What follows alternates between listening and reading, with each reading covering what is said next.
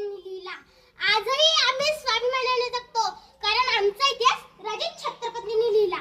सन्माननीय व्यासपीठावरील मान्यवर, वंदनीय गुरुजन वर्ग व येथे उपस्थित माझ्या बालमित्र मैत्रिणींनो, आयुष्य खूप छान आहे, थोडेसे लहान आहे, परंतु छत्रपती शिवाजी महाराजांच्या मातृभूमीवर जन्माला आले याचाच मला अभिमान आहे. मी ईश्वरी सर्वांना माझा नमस्कार. मी आज येथे एका अशा महान व्यक्तीबद्दल बोलणार आहे ज्याचा मलाच नाही तर या संपूर्ण देशाला अभिमान आहे. ते म्हणजे छत्रपती शिवाजी महाराज. आज 19 फेब्रुवारी 1630 हा सोन्याचा दिवस उजाडला.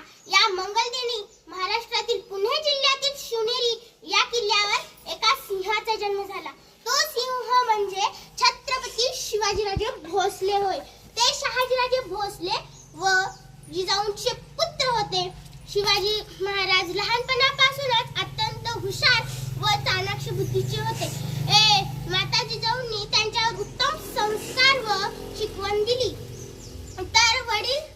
तर वडील शहाजीराजे यांच्याकडून त्यांना शौर्याचा वारसा मिळाला. माता जिजाऊंनी त्यांच्या मनात एक गोष्ट निर्माण केली. ती गोष्ट म्हणजे हीच